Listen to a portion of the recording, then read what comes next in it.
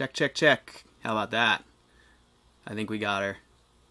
I see it on the screen there. Let me know if you guys can hear me now. I think that should do it. Can you guys hear me? Hello. Check, check, check. Oh, awesome.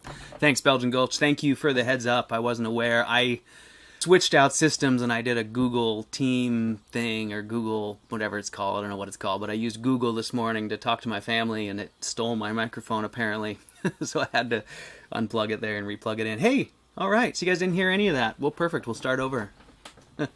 Welcome, you guys. Glad to see you. I was just saying all your names and saying hi to you before as you were showing up, so I won't go through all of you again, but I'm glad you guys are all here. Thanks for being here, you guys. Welcome. Happy Wednesday. Happy Stove Chat Wednesday. Episode 16. One of you guys emailed me, and we talked about how amazing it is, how many weeks have gone by since we started. I feel the same way. Unbelievable that we've been doing this for 16 weeks now. It seems like we've only done it once or twice. So really appreciate you guys being here. Thank you guys for all your awesome emails and kind comments. So how we doing, everybody? You guys all doing good? Getting into summer? We are just now turning the corner. I don't think we've broken 70 degrees yet this year, oddly enough. And I've had the heat on at night, oddly enough. But we're getting there. I think it's going to be 70 today. So still as awesome as the first chat, right? Belgian Gulch. I know. I get excited before we start, and when I get all your emails, and I haven't been thinking about stoves much, as you guys know. But when I start to think about getting together with the group, I get enthused, you guys. This has been fun. So I'm hoping that we can ramp it up as we move into fall. I know it's pretty slow time for stoves for most people. You have a hard time even burning right now in most places, but I'm sure enjoying hanging out with you guys. So let's get into it, huh? What do we got going today? I got some great questions from you guys on the email. I definitely want to get into some of that.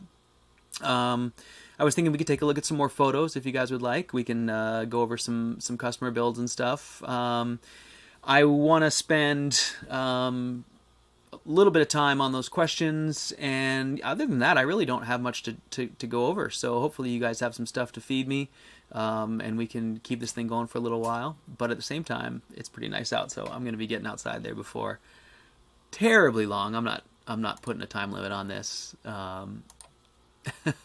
Sorry, checking my email there, seeing if anyone of you guys are there. So anyways, Pete, you're here. All right. So glad everyone's here. So okay, you guys, let's dive in. Why don't I just start with these some of these email questions, because that seems like a great way to kick it off. And first up is Tall Shadow. So first of all, Tall Shadow, I would like to use you as an example of an excellent corresponder. I really appreciate your emails and your style and feed me with these questions. But more than anything, I appreciate that you recognized that when I'm looking at the camera and talking to you guys and trying to read the chat, I'm struggling sometimes to parse your emails and to dig the questions out of them. If I was more organized, I would have gone through beforehand and written my own notes. But I'm just not that organized. No offense. I just kind of show up here ready to roll.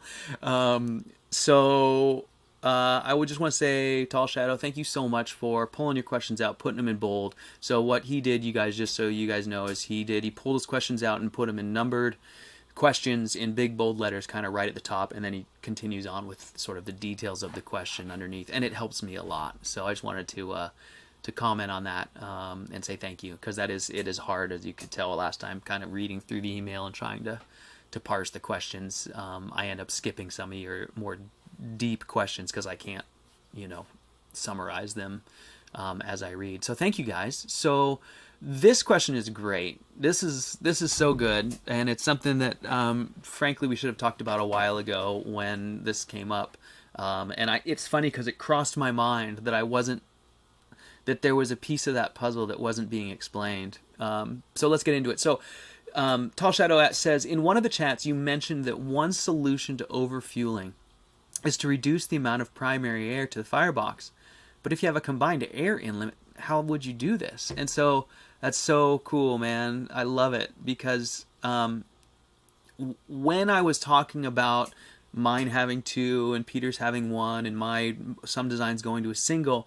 And then I had been talking about closing down primary, and I never brought up that, the relationship there. And in my mind I was going, I haven't explained how that works, and that is going to be an issue. So yeah, it's hard to see those little tiny letters, isn't it, Tall Shadow, with these old eyes? Got wrinkles on my eyeballs these days. So at any I appreciate that, Tall Shadow. We're on the same page. Augustus, hello. Glad you're here, man. Right on. Super good to see you.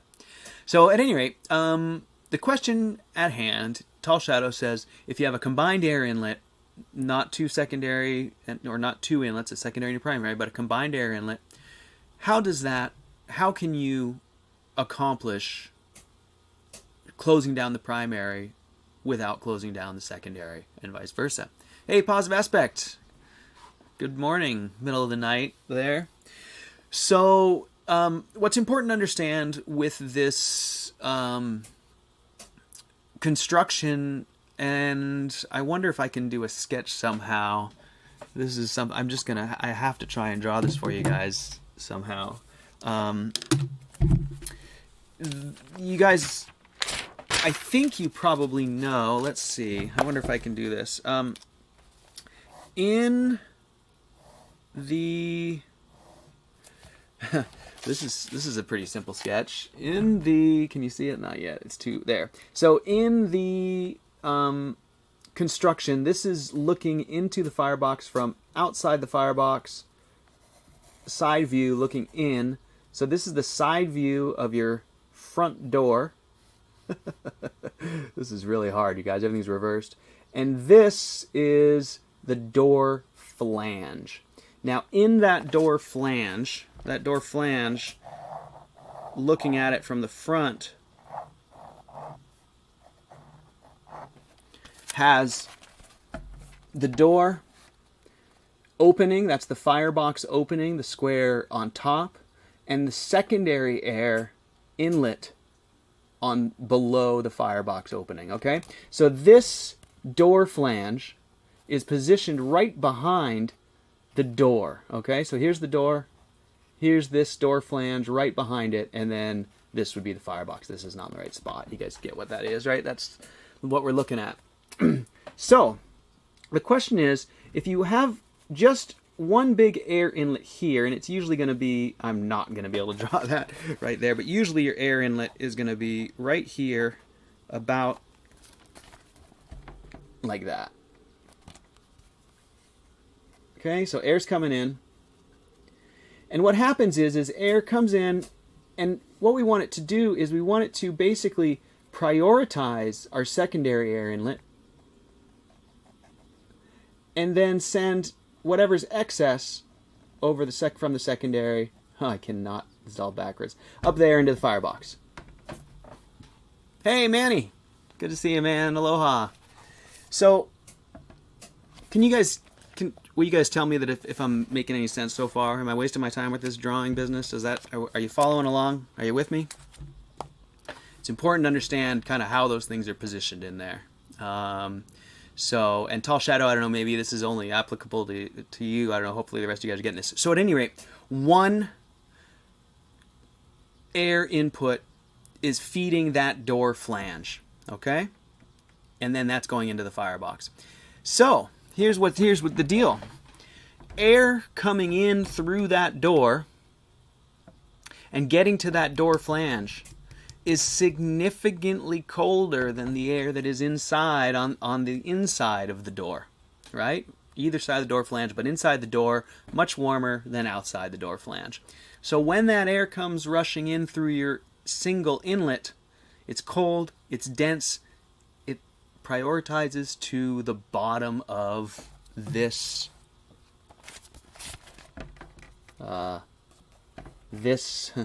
this void right here. In between the flange and the door is an airspace, and the cold air is going to come in and it's going to fill down in the bottom first.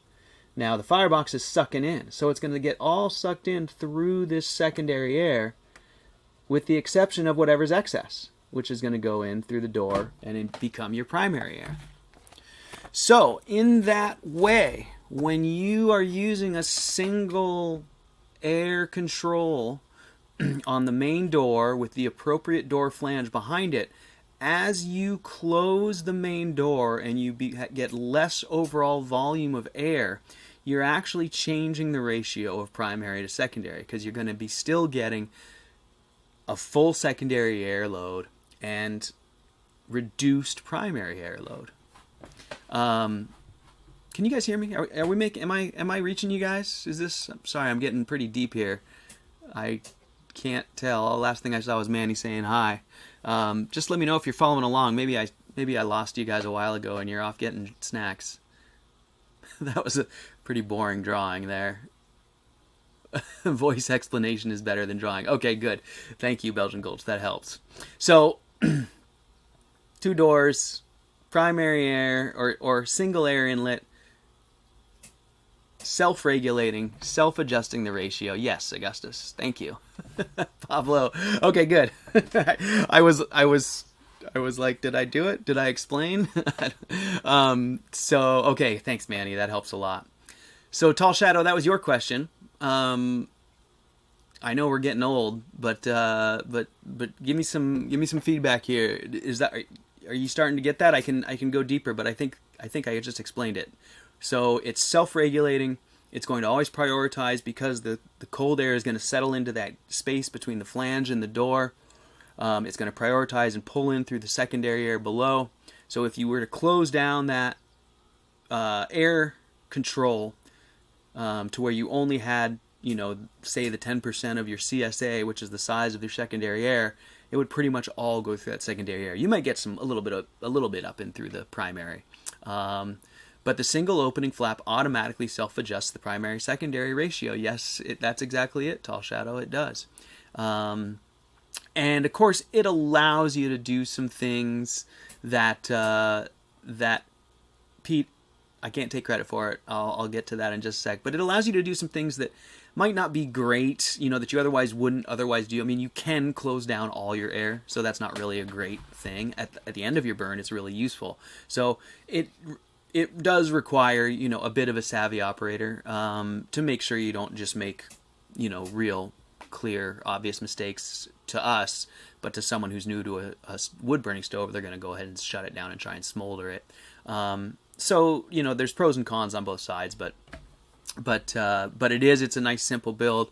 It's, for the most part, real easy to operate, and I won't say, obviously having separate ones does give you more control, but it's kind of like a lot of the things we talk about. It's a compromise, and I feel like the simplicity of the build, the simplicity of operation, all of that offsets maybe having a little bit finer control over your secondary and primary that you get with having dual inputs. So Pete asked me how I figured it out, and I did not, Pete. So that came from Donkey's board.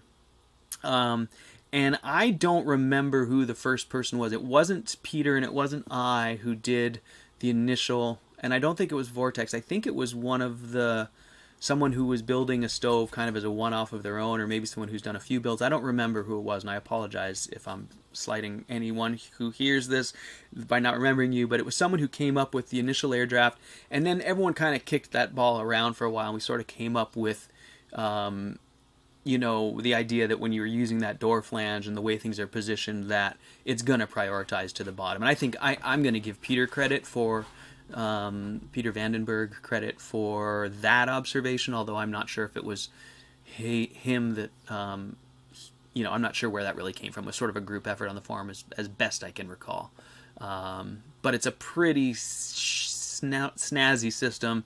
It makes a lot of sense, and it's pretty cool the way it self-regulates, and it does it well enough. Like I said, you can obviously close down the air too much using this system, but there's always a risk of that with anyone building their own stove.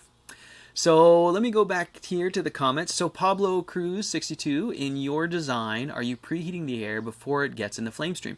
Yes, Pablo, great question. So that's actually probably the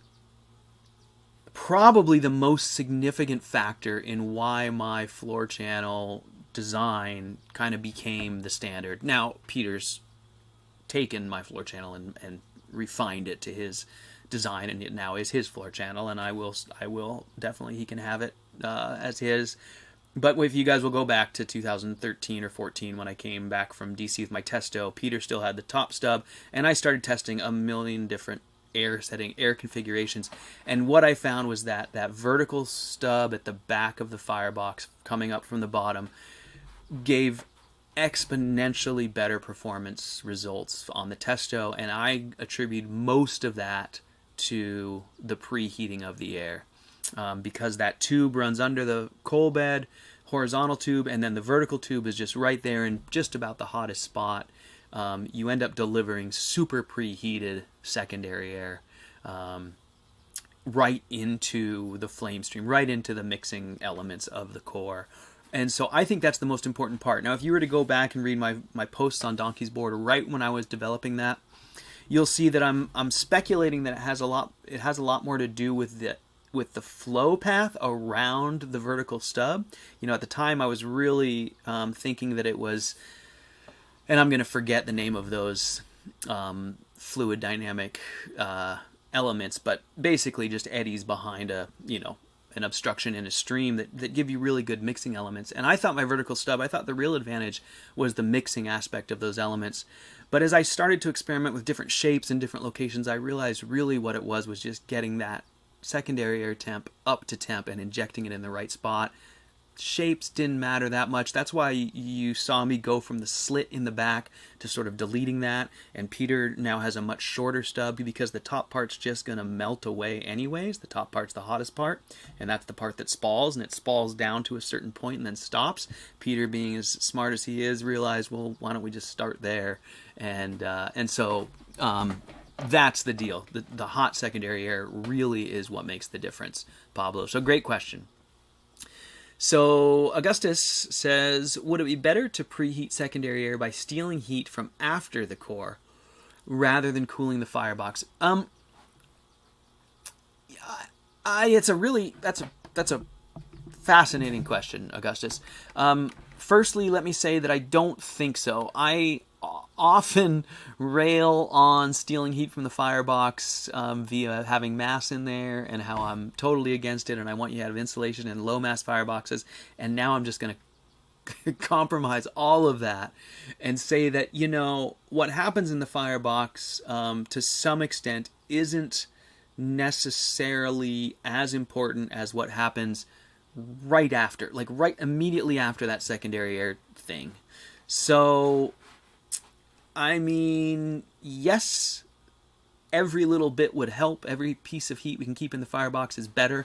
So I think the ultimate answer to your question is yes, it would be better. If we could somehow deliver 1,000-degree air without getting it from the firebox, that would be better. But I don't think we can. And nothing is free. You're always going to have to heat that air with some energy. And I think the place we have the most excess energy is in the firebox. And keep in mind, we're going to be heating that secondary air steel anyways, and I kind of feel like it has such fast heat transfer. Yeah, I don't know. How about that? How about the answer is yes, but I can't see it making a big enough difference that it'd be worth any while putting any thought into it. How about that? Going to Tall Shadows, simplicity sounds good comment. So yeah, I think to answer your question, yes, I don't think there's any question from a science standpoint that at an absolute level it would make a difference. I don't think it'd be a difference worth chasing. Let me just put it that way. So hey, Finbear. All right, we got a Finland follower. I'd love to see you here, man. Thanks for showing up. So Pablo says, I think I saw that you had experimented with drilling holes versus slot. Yeah, Pablo, you have been following for a long time then. I did. I tried holes and slots. I think I had one that was 2 tubes. I can't remember everything we tried. I actually had some posts on Donkey's Board, and there was a fella in Chicago, I think, who had worked in an exhaust shop, and so he was sending me some shapes that he wanted to test. It was a lot of fun, and it was really eye-opening how much of a difference the secondary air configuration makes. and how much, how right Peter Vandenberg is when he wags his finger at you and tells you not to change the design, because it really, the subtlest differences are enormous in terms of performance.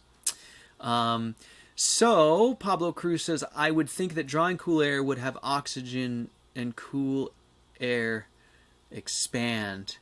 Yes, right. The cool air is denser, so you can get more oxygen into it, which is better. I think I get that's what your point.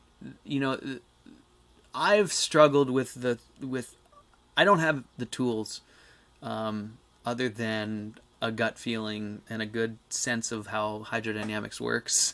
But I'm not a real engineer, and someone could calculate our secondary air and the delta T differences at both ends, the cross-sectional area, and the volumes of air at what velocity. And I've always speculated that the air coming in cold is dense. It's trying to get out this end really hot. It's expanding.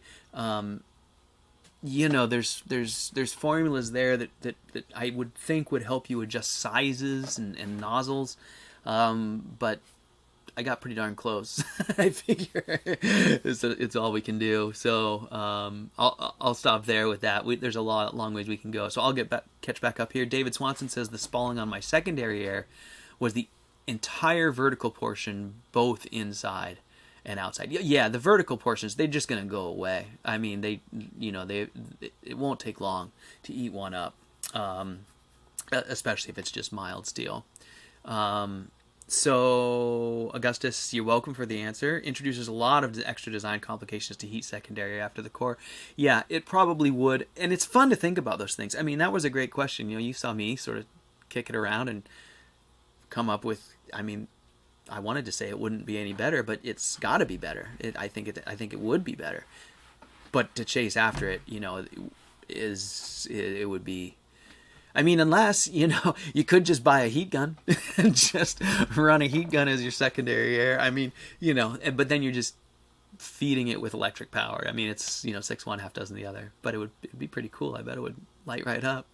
I did something cool one time. So I had one of my first pizza ovens. Pete, I see you there. One of my first pizza ovens, speaking of Pete, was a J-tube. Or no, I guess it was actually my batch box that I had in the yard with my cooker on top, and I put a clay oven on top. Now that basically coming out of the riser would feed right into the oven.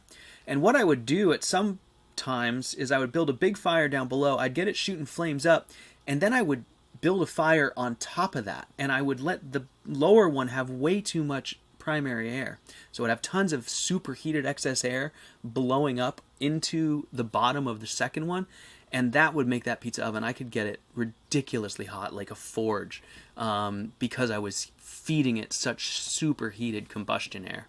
So there is something to be said for that. And actually, someone was asking me about a forge, and that might be something to look into, is trying to feed superheated air to your combustion to power that forge up to even higher temps. So let's see. So David Swanson says, I've used 1 rectangular and 2 round tube verticals. Not much difference if you keep the same area. Yeah, I came to find out, like I said, I originally thought it was the shape, and I think what I realized was it's really the location that it delivers it, and just the volume. It just has to have the proper volume. So Pete says, for the vertical part, I use the car exhaust part that I use, that Matt uses, me, and it's a regular stainless 304 and not the RA330, and doesn't degrade at all after a full year. That's great to hear, Pete. So that was my experience. For the most part, I think I burned quite a bit. So I was able to eat one of those up in a year, but one of those parts that I have listed on my Amazon there, you can cut it in half and you get 2 out of. What's nice about them is they have that flange, so they're easy to mount. I think it's a reasonable solution. And, one of the things I want to just reiterate, and I say it all the time, is that there's always going to be consumables in a wood stove. In everyone else's stoves, there's fire bricks on little clips that break and crack and need to be replaced. Even on the old 70s stoves with no technology in them, they had consumables. If it was a cast iron stove, like what are the famous Victoria? The seals go bad and you need to re-caulk all the seams in those things. And nowadays the stoves have catalytic converters that are consumable, or even the secondary air tubes. Those spall, just like we're talking about in our rocket stoves. Well, if you were to go buy yourself a new Lopi in about 3 or 4 years, you'd be ordering a new secondary air tube, because theirs spall and go away as well, and they're considered consumables. And so I just want to reiterate that while I love my RA330 and it seems to be holding up and like it's going to last forever, I don't think there's anything wrong with those exhaust parts that you replace every year for $20. I mean, I think that's a reasonable consumable for a system that gives you heat, half the year. So, and I feel the same way about the mild steel. They're cheap and easy to throw in there. Once you get comfortable with cutting and dealing with the metal, it's not that big a deal. They're only a few bucks for each piece. Once a year, you throw one in there and let it melt down. So I just want to reiterate that we're not really stuck when the materials don't last. It's kind of part of the game. So there's that. And David Swanson says the Inconel is perfect, and that is an awesome material if you can find it. So Pablo says, I love your riserless core design. Did I see my question at the beginning regarding plans? I didn't, Pablo. I'll have to scroll up and see if I can find it. Hold on. Email and plans. Yeah, Pablo, yes. Is it my site or is it you? Okay. Sometimes I've been having problems with my website too. That's one of the things I spend more time on with this stuff, is managing websites and spam chasing, whatever. I'm learning to be a webmaster. So Pablo, yeah, we can do the deal however you want, man. Just shoot me an email. You can email me through the website. You can email me. The website's best. If you shoot me an email to my email at Walker Stoves there, I can just send you an invoice and we can just do the deal without going through the website. If that works for you. So let me know, if there's however I can do that for you, we can make it work. I can just send you plans straight away. So no problem. So, okay, let's go back to the emails here. And that was the first question. So let's get on to the second question. This is really cool. Let's see if I can save this in the right spot here and share this with you. I think I can. Hold on, guys. I'm going to try and get an image up here for you. Geez, did I lose them? No, there they are. Oh, you know what? Let's start with this one. So I'm going to switch over to... Oh, you can purchase, but you can't receive. Okay. I don't... Well, we can work on that. Let's talk on the email, Pablo. Figure out how we can get that to you. Maybe it'd be easiest just to make a different email that I can, like a Gmail or something that I can send them to. I can always mail something to you, but I'd have to print it out. It seems awkward. But we could do that.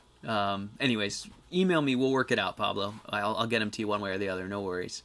Or email them to a friend. They can put it on a SD card for you, something like that. So Tall Shadow says, being a tinkerer myself, I don't mind replacing the secondary air stub. Yeah, that's how I feel too, Tall. I figure any of us who are building these stoves are going to be tinkerers, and if you're building for someone else, even so, that's a pretty minor piece that you could set them up with for a few of those, 10 years worth of supplies. At any rate, there's those. So Pete says, today I introduced heavy-duty stainless grills to the sides of my ceramic fiberboard. Pete, I was just going there. That's great.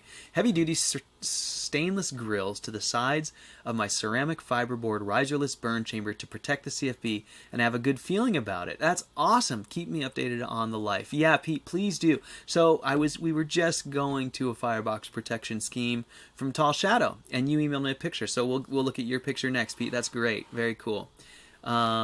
And Augustus says there are sites that will print and ship for you. That's a good idea, yeah. Okay, so let's go over here to photos. Let's see if I can make this work. Main cam photos. How about that? So this is just really cool. I'm pretty sure it's hard for me to keep the pictures with the usernames.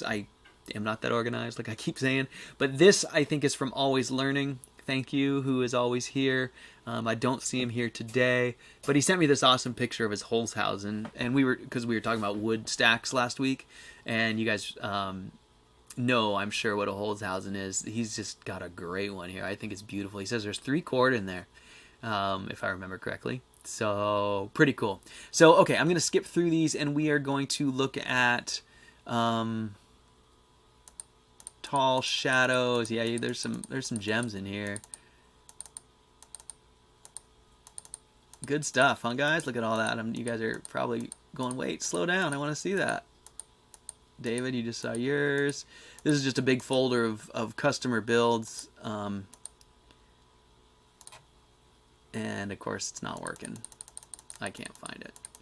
24-hour solar power. Good to see you. I can't wait till you build yours either. Sorry, guys. I'm just flipping through these photos. Totally unorganized. I do have some folders for different individuals, but sometimes you guys are just sending them to me so fast I can't find them. Okay. Let's see if I can do that again. Oh, I know what the deal was. There we go. Okay. Sorry about the delay there. So this is also from Tall Shadow. And this is his scheme for, what did you call them? Side irons. And I thought it was pretty interesting. I think in practice it might, you might end up hanging up on them more than they protect. But at any rate, what he's showing here is a mock-up of ceramic fiberboard sidewalls and a firebox, and then he was thinking about putting large, and I can't remember if he was suggesting all thread or bolts or what he was going to do, but as you can see, just some kind of steel rod there, whether it was a bolt or some all thread. He was going to put a metal plate on the floor with those nuts tack welded to it, and then just be able to thread in new side irons as they wore out. I think it's a really, really interesting idea, Tall Shadow. I think it will work to some extent. The biggest thing I see is that, wood never goes straight. It always is going to push. There'll be a chunk of coal in front of it that rolls awkwardly to the side and hangs up on one of those side irons, and then you push on it, and it's going to dig into the side and stop your wood from going forward. So, in general, I definitely try it. I think it's definitely worth a try. I think you might be better putting in more of them so they have less of a gap, so it forms more of a smooth side. Well, you don't really got anything to lose. I think it's definitely worth playing with and just seeing if it's better or worse. But in your opinion, I think it would protect stuff. It just might make loading such a pain in the butt that you might just hate it after a little while.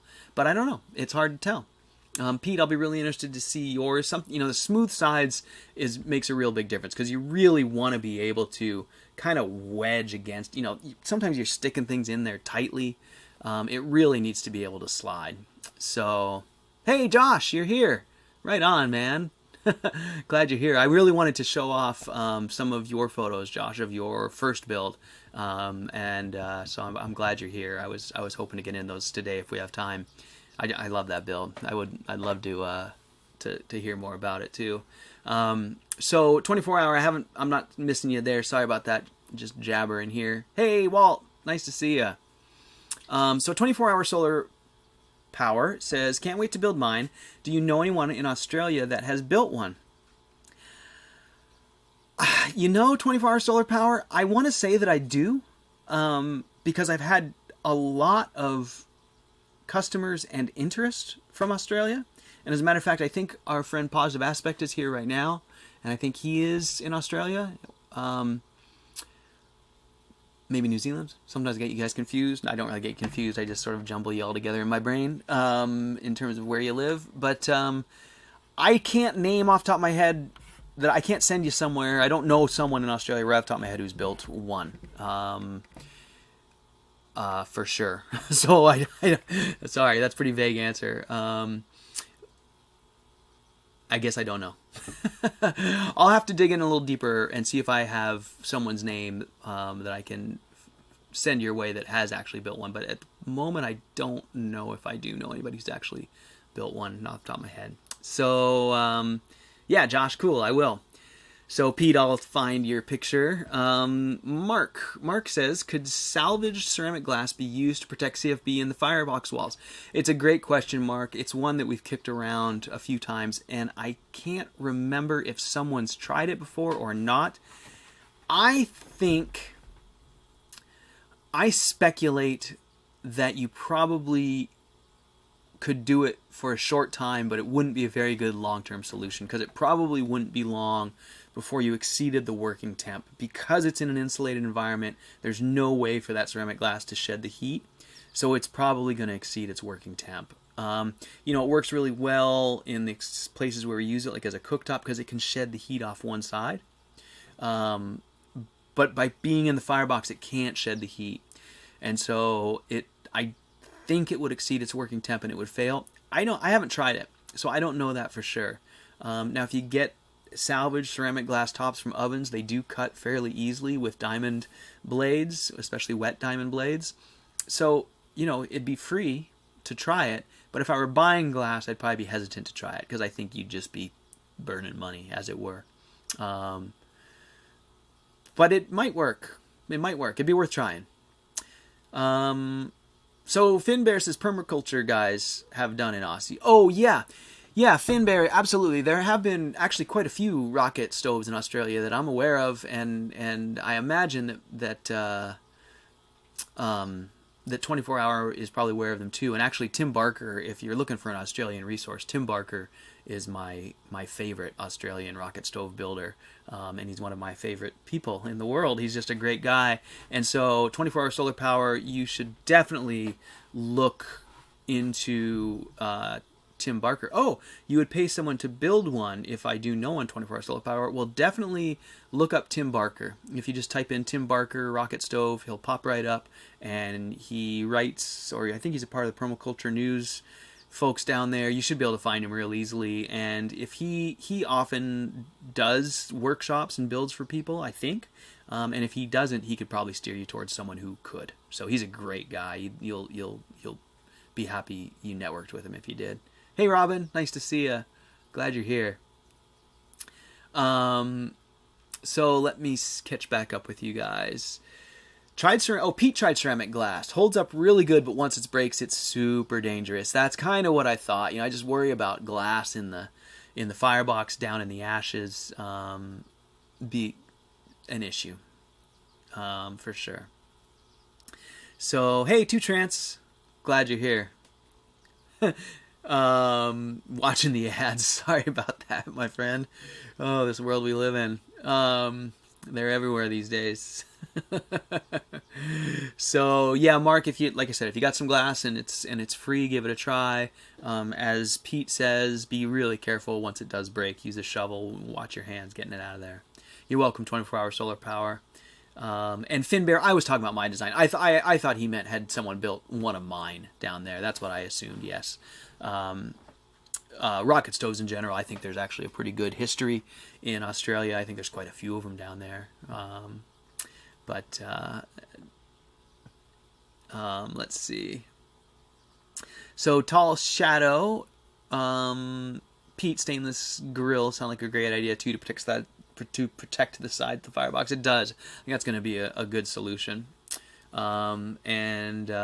So Josh says we're working on our new Masonry Staircase batchbox heater. It's coming along well, and I'll share some photos soon. I used heavy refractory in the firebox because I personally like to be able to throw wood in there without worrying, and I was wondering whether oh, the phone. Whether it was worth sticking any offcuts of CFB that we have around the brick firebox. Sorry about the phone, guys. It's almost done. It'll go to the answer machine in a sec. So, Josh, do you mean CFB outside the bricks, or do you mean CFB inside the bricks? I think you mean or around the brick firebox. If it's outside your bricks, yeah, I think it'll help. I think it would help a lot outside. Yeah, definitely. definitely insulate out there if you can. If you have room for it, for sure. It'll just be a little slower, slower coming up to temp, but once you're there, it can't get past those bricks and it'll start coming back in. So yeah, absolutely. If you can afford it, if you got the space, insulate outside the firebox. It's a great way to go. So I love your new heater. So you guys, I'm glad Josh is here. We're gonna at some point, as you know, hopefully Josh, you'll stick with us and we can all participate in your build, because hopefully I can share your plans that you've shared with me with the group when we find some time.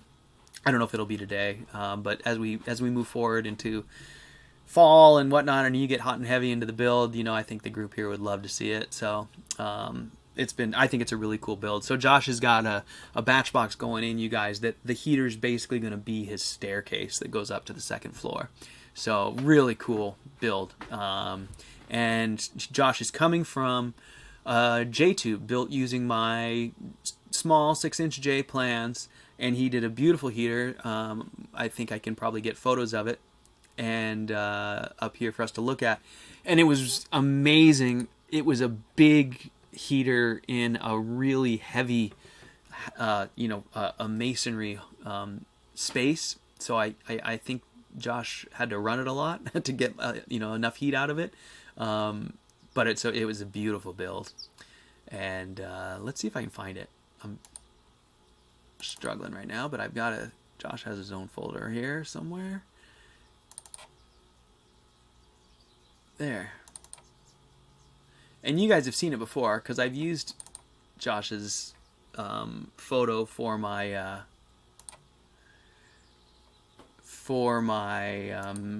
customer builds videos. So let's see if I can get it here. Sorry for the delay, you guys. I'm just kind of figuring out how all this stuff works. Okay, here we go. There we go. So there's Josh's 6-inch J. It was a super cool build. Now you can see he's got stone walls here in this space. You can see how thick they are there. So this little firebox was being asked to heat a whole lot. And I remember, Josh, right when you got it done, we did some tuning. We ran some flue pipe down this bench, I think, if I'm not mistaken, to try and get the bench to heat up all the way. And then I think a month or two later you started to realize how much mass you had to heat up. Yeah, so here you say the old heater was great. Found it too time consuming to feed the J in such a drafty house. Yeah, so that's I love that feedback, man. It's so helpful for all of us to hear it. That you built this heater. It's so cool.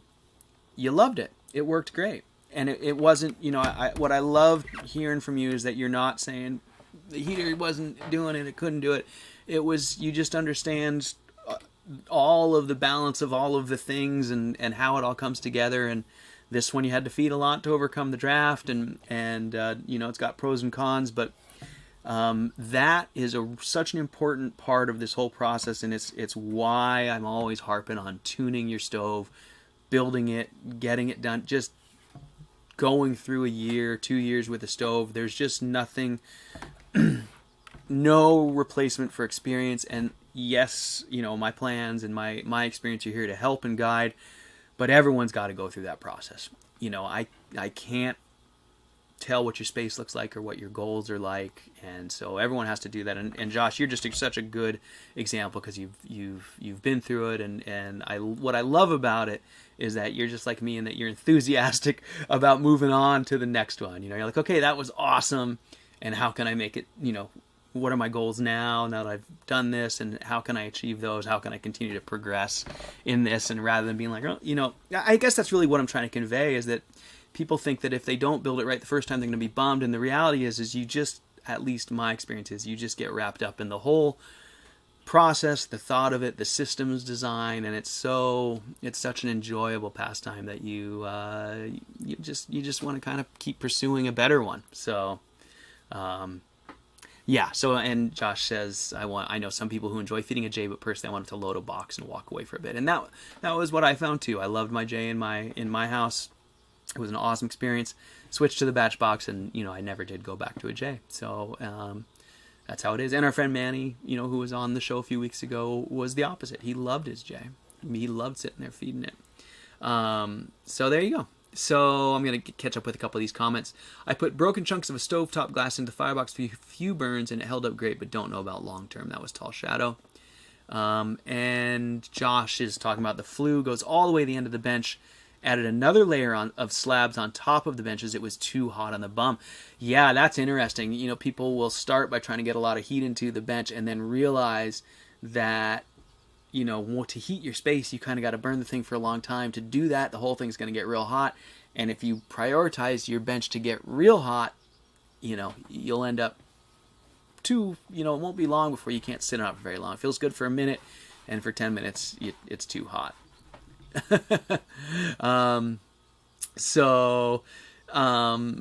David says exactly how to turn a riserless into a house furnace. Yeah, right. I wish I could translate your comment here. I think, maybe my computer can handle it. I'll try translating. I think if I...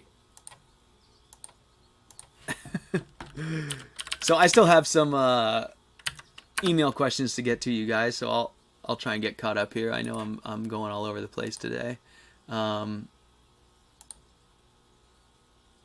Oh, my oven is just super. Well, thank you very much. I don't even know how to pronounce your name, my Russian friend there, but I really appreciate that you're here. Thank you. I don't know if you can understand me, but I'm glad you like the oven. So he said my oven friend is just super. I'm assuming that means he likes my oven design. So, you guys, let's catch back up with the emails. I guess we're still looking at photos here, too. I'll flip back to the main here for a minute. And let's go back to emails, and let me try and get through these before we get all the way through this day. So, this is from Belgian Gulch. Belgian Gulch, hope you're still here. Question... This is what I was talking about. So I'm trying to, in summary, my question for the show: what size primary air opening for my 7-inch with an 8-inch riser? Can I have too much intake air? Right. This is Belgian Gulch's question, and he says he gets pretty detailed. And by the way, Belgian Gulch, really, really cool. I love seeing, the information that I put out kind of reflected back, just that you got your 20% number for your primary and secondary, and you did the math and you kind of worked it all out. I just love seeing that. It really does matter. And I've had some interactions, with folks who kind of blow off the air, and it's such an important part. So it means a lot to me that the message is getting out there. So good on you for getting it right. My take on your sizing, I would size it for the 7-inch if I could. I think your 7, I say a lot right now trying to read, your 20% of 7-inch CSA is 7.68. Your 2 holes are 7.46. I think that's close enough for your primary and secondary. You could definitely go bigger. I don't think there's too much downside to going bigger, but you will start to affect your efficiency. And I think that we want to size, I know that your chimney, let's see, you remember it's a 7-inch batch box using an 8-inch riser. Ooh, yeah, I guess now I'm confused too. If it was an 8-inch chimney and a 7-inch riser, I'd say build it for a 7-inch. I think, I'm going to reverse what I said before there, Belgian Gulch. I didn't pick up on the fact that the riser was 8 inches. I think you should size it to your riser size. I do think that your 7-inch batch box will be, your 7-inch port will be the smallest, the most restricted part of your build. But the 8-inch riser is going to be pulling hard. I'd go with your larger air setting. I'm really struggling with this one. I'd go with the larger air setting, and because you can always close it down. So I think that's what I'd do. I was thinking about an 8-inch chimney, like I said. 8-inch riser, I'd go with the larger setting. So let's see if I can make that applicable to everyone in their builds. So with regards to air, this is something we talked about last week when we were talking about door air inlet sizes. What's most important is that you don't restrict below these found settings, because what when I'm doing, Peter, myself, or anyone with a testo, when we're doing these tests, what we're trying to get to is the least amount of air we can give it and still have it burn cleanly. So we're trying to get that stoichiometric, that perfect blend of air and fuel. We can't ever get exactly, but we can get close. And so we want the least air possible. So when we say 20% CSA, that's going to be the minimum for that thing at peak burn. I mean, that's what we're going for. You might run smaller air settings when the thing's not burning as much, but what we're looking for is the least air we can give it when the thing has the most fuel in it, to get it to burn as close to stoichiometric as possible. Now, in the case of a question like this, you've got a bigger riser. It's hard to say what the actual system size is. Let's just call it an 8-inch system. You've got a little bit of a slightly restricted front end, which is good. If you even go back to the oldest books, like Yanto's book, where's the smallest part of our stove supposed to be is the burn tunnel, which in a batch box essentially is the port. So I think you're fine there. But what we want to do is we always want to make sure we meet those minimum air requirements, and that's why using doors that don't have big enough air settings really something I don't recommend. And so if you can make it as big as you can, then you can always close it down as you go. So there's that question. And Belgian Gulch, I like your concept for a fire safe door there. I think that's a good one. And so this is a really good question, and I really like this. And Pete, I haven't forgotten about your picture. I need to get back to it. So this came from Daniel. And Dan says, what's a non-toxic DIY solution for tiles to bricks? So, yeah, this is a really good question. I had another person ask me this before, and it's, the answer is it's stupidly simple. And it's the same answer I always give when I'm talking about this stuff. So anything with setting mortar is not going to work because the temperature changes, right? The thermal stress is going to eventually crack that set mortar. So you don't want to use any kind of mastic or, I've used some of the, what do they call it when they put the latex in there? Anyways, you know what I'm saying. That an additive for concrete is latex, and it gives it more plasticity and resiliency. I forget what they call it when when you buy tile mortar, but they have the same thing. They call it supplemented or something. But anyways, it's got the same stuff in it, the latex additive. And even that, eventually it's going to set up hard, and the moisture will dry out, and it'll crack, and your tiles will fall off. So what I've found that works the best: sand and clay mortar, just my same old sand and clay mortar. I know it sounds like it wouldn't. This is a case where if you add some sifted wood ash to get that pozzolanic reaction going, I think it's pozzolanic, you'll get a little bit more plasticity and a little bit more tack out of it. It'll be a little stickier. But more than anything, it's really just, how tiles will often have those small texture on the bottom side. So if you just kind of make a fairly wet mastic with sand and clay, usually again this 3-to-1, some sifted wood ash in there, 3-to-1 by dry volume, sand to clay. That's my preferred mix. And if you just use that like a tile setting mix, set it in there, do it when the stove's slightly warm as opposed to cool, so that things are expanded and it'll pull some of that into the stove itself, in the stove body. Try and wet the stove with sponge if it's warm. Wet it a little bit. Put that clay on. Same thing with tiles. Dip them in some water. Stick it on there. Let them cure on there while the thing's kind of warm.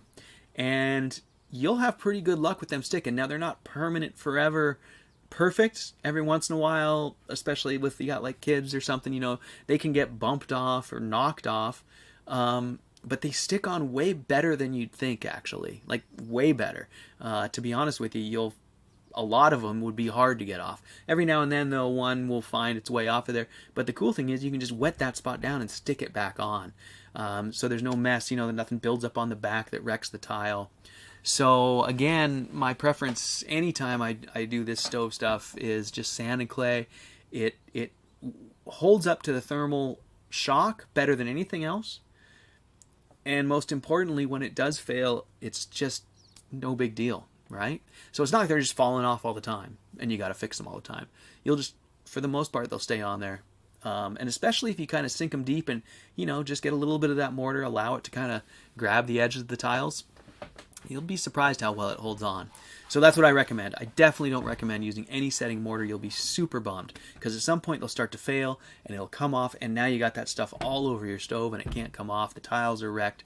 The bricks are wrecked. All you can do is build out from there. So sand clay.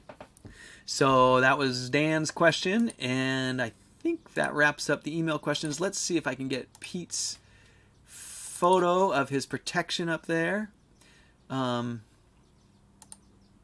Let's see, how do I do this? I save it there. And sorry guys, takes me a second to find these photos or to move them around in here, I guess.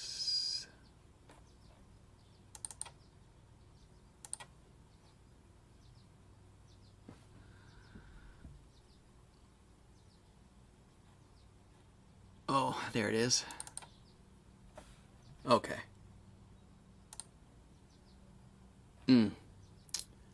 Shoot. Sorry, guys. It's...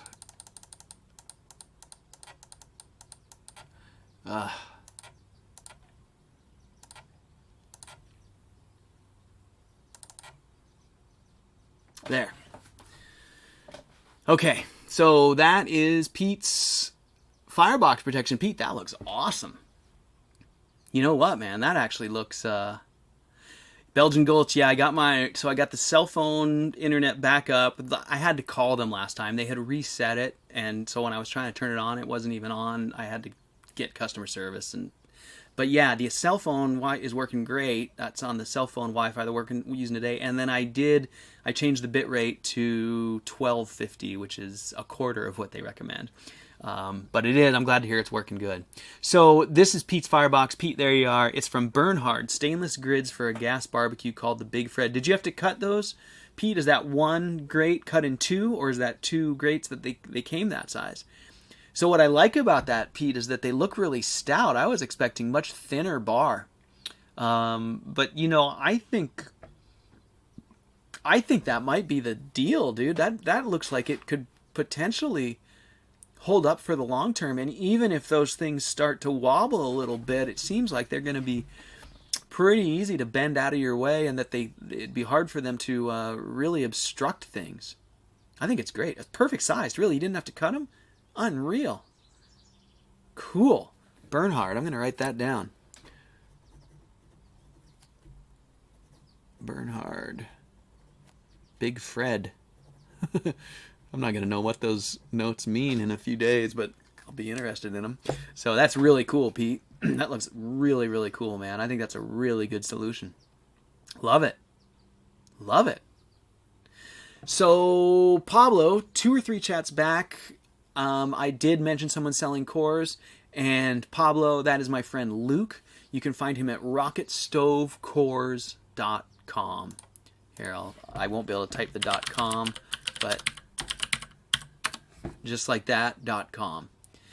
And yeah, I think that could work on the floor as well, Augustus. Although, the one thing about the floor is that it's going to fill with ashes, and you kind of want to be able to you'd have a permanent ash bed under those. I don't know that it would do you much good on the floor. You really don't dig up the floor of the CFB too much because of the secondary air, and just because of the nature of it's covered in ash pretty quick. So I don't know if it'd be worthwhile putting it on the floor, but I think you could.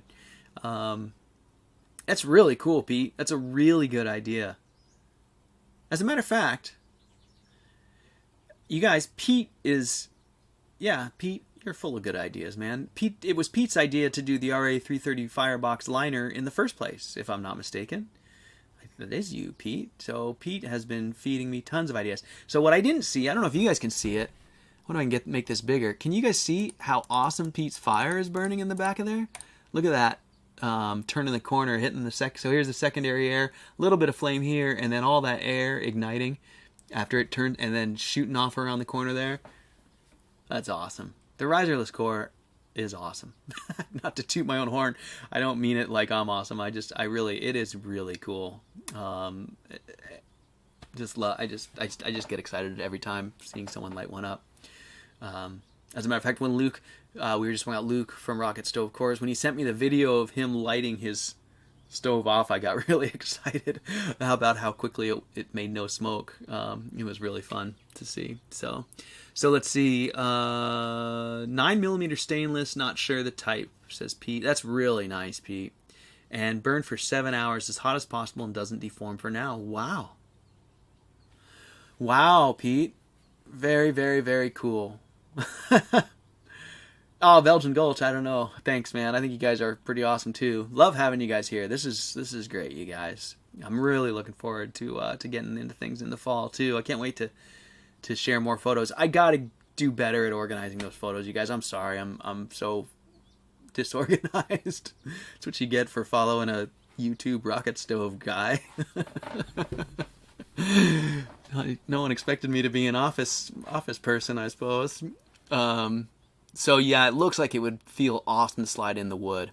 So yeah, actually, Tall Shadow, that's a really important thing to think about with regards to your vertical spikes, and I kind of commented on it, but you might not be aware of how much having runners on the side that you can like get some pressure on to slide in, it makes a big difference, because all of a sudden now you can start wedging wood in there. So those rails are killer, Pete. My RA330 is holding up fine. There's no reason for me to change, but I might try that just to try it. So Pablo says he does sell the J's, and no, you don't just lay it down. You would need to get a riserless core, but if you contact him, he will build you a riserless core, as far as I know, or at least he's been kicking it around. I don't think he has them listed on the site yet, and a part of it is that he's just getting started. But he does have plans to do the riserless core, and if you emailed him and said, I'm interested in purchasing a riserless core build, I bet you he'd just build you one. I think he probably would. So, and honestly, like we talked about before, I think you're ahead of the game buying one from him. If you don't know where this ceramic fiber board is in your area and you're going to have to get it shipped, you might as well just get it from him, because it's way cheaper to ship it all cut up. And, I think he's got a great thing going there. I definitely want to support him. So, you're welcome, Pablo. Hope that helps. So, okay, you guys. Well, that was fun looking at photos and stuff like that. I'm going to, like I said, I'm going to try to maybe get a little more organized. And maybe we can, do a little better looking at some of those photos. But as it is, we somehow managed to burn through an hour like that. So there you go. So Augustus says, I'll second that. Even with shipping, it was cheaper than I paid for my CFB to make mine. Yeah, Augustus, I was blown away. So I think that Luke he's got a great location.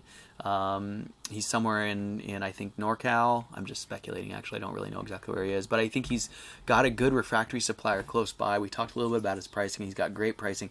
The board he's getting is awesome, you guys. It's actually like the best ceramic board that I've used. It's really dense and durable, and yeah, like you just said, Augustus, getting it shipped to you for less than I can pay for a pallet of that stuff is worthwhile. So, Walt, I'm sorry I missed your question. I apologize. Can you rephrase it? I'll go up and see if I can find it. Oh, here it is. I found it, Walt. So Walter says, in a riserless core, will a change increase in the length of the air intake or a change in direction need to have a square inch change for airflow or rounded change in direction? Man, that is a great question, Walters. Thank you so much for asking that. I I'm going to break that into two parts.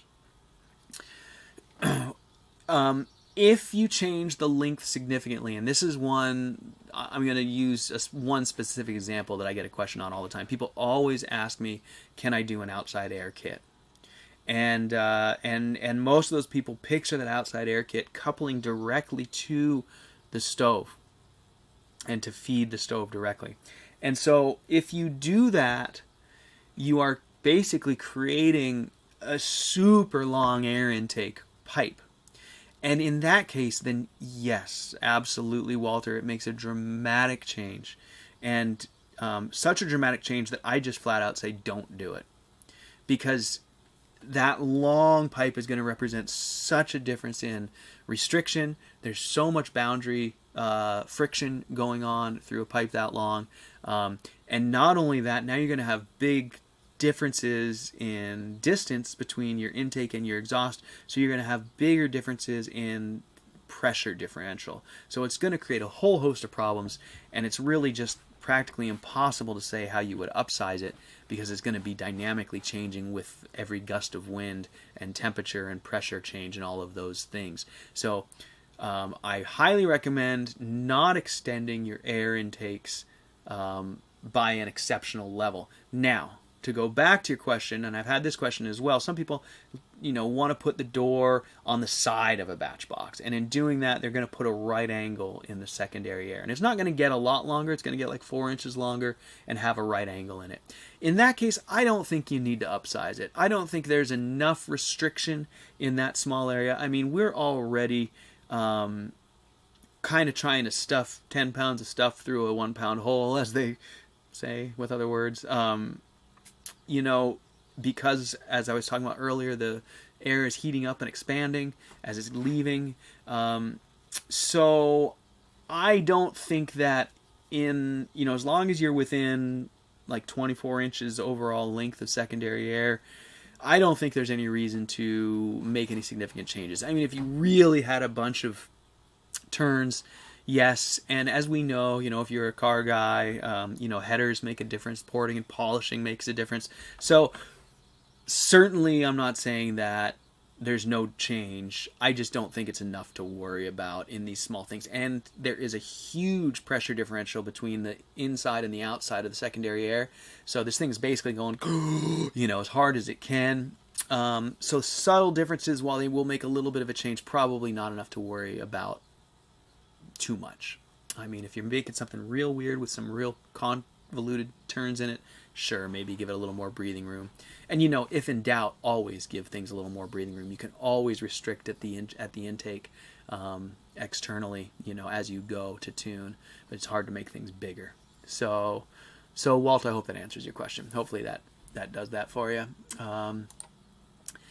And I think, going back to emails, looks like nothing there. So what do you think, you guys? Hour and 15, hour and 10. Got any more questions? Should we wrap it up for the day and head for the next one? Walt says, I was thinking about a preheat in the combustion area by routing to combustion and back to feed. Yeah, you're welcome. Yeah, might be interesting. So working temps, David Swanson has some temps for us for metals. Thank you, David. That's a great resource. So stainless steel 304, 1700 degrees Fahrenheit working temp. Stainless steel 316, 1600 Fahrenheit. Stainless steel 330, 2000 Fahrenheit. Stainless steel 601, 2200 Fahrenheit. And RA 330, 2100 Fahrenheit. So that's really interesting. So RA330 is not the highest rated of those that you listed. What I found when I was searching for metals was that I also found, David, I don't know if you've seen the specs for stainless 309 and 310, but if I'm not mistaken, I think they are also quite high, like 2000-ish. The problem was sourcing those materials. While the RA330 I found at Rolled Alloys, other than 316 and 304, I had a real hard time finding 309, 310, and when I did, it was unbelievably expensive. I mean, so expensive I didn't want to put it in my stove, and that's saying something because that RA330 is not cheap. But that's what it is. Anyways, thanks for that, David. That's a great resource. Don't want to price SS601. I bet at 2200 degrees Fahrenheit, that's probably the nozzles on the was it a Lockheed launch this morning? Did you guys see that launch this morning? It was a cool one. Oh, Northrop maybe? I don't remember. It was a space. Anyways, there was a satellite launch this morning that was pretty cool.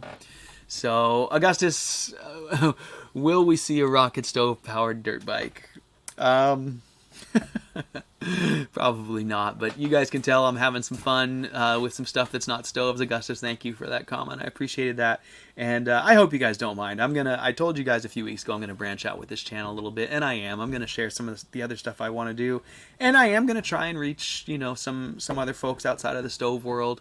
I probably lost my real job with this COVID deal, to be totally honest. I've been a marine electrician here, building my own business, and all of my customers are commercial boat builders, building whale watching boats and ferries and tour boats. So they're on the ropes right now, and my contracts have dried up. So I'm definitely not afraid to admit that I'm looking at YouTube as a little bit of a lifeline. So I'm going to reach out, and it's fun to share. Actually, there's two sides that it's really fun to share my other interests, and I've been having a blast with these e-bikes.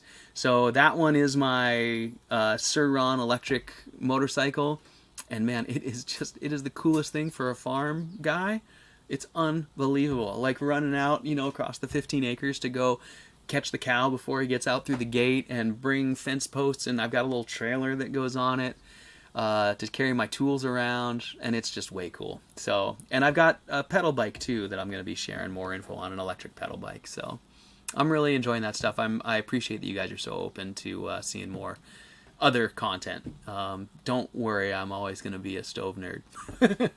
So anyways, Catapult, Belgian Gulch, yeah, you guys, you're welcome. Thanks for being here. Really appreciate it. Catapult, love to hear about your water heater when we get a chance. Maybe next week or the week after. I don't know if you're making headway, but I'm definitely aware that you're working away on that thing. So looking forward to seeing it. So all you guys, thank you so much.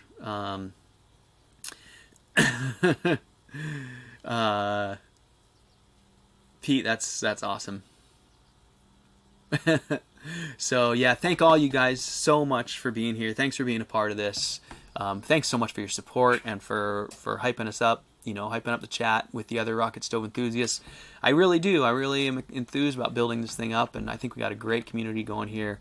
I think as we move into the fall, it's going to be a lot of fun to see people's builds come into life, and just have a central place that we can, share photos and kind of talk in real time about them. I mean, the forums are great, but there's something about this that really feeds the community, I think. So really appreciate it. So Pete, whenever you guys are done there, I don't want to interrupt your description, but I'll read it back to the audience. So Pete's Tall Shadow was asking Pete how he attaches those grates inside there, and he says there's a mild steel L at the top where I slide in the grates. So he's just got a little clip in there, channel that slides things in. So looking forward to seeing more of that, Pete. Can't wait for you to be ready to share more. And when you're all the way ready, maybe we should do get you on the chat and talk real time back and forth. I think that'd be really cool to hear your take on. You've been burning a lot, so it's nice to have your input. So anyways, yeah, you guys all inspire me too. I'm gonna turn it off now. I've been chatting out with you for a long time. So Robin, thank you. I won't try and list all your names. I'll forget some of you, so I'm just gonna skip it. You guys, thank you. Hope you have a great week. Come up with some great questions. Think about burning. Collect some firewood, and I'll see you next week, huh? All right, you guys, have a good week. Thank you, everybody. See you guys.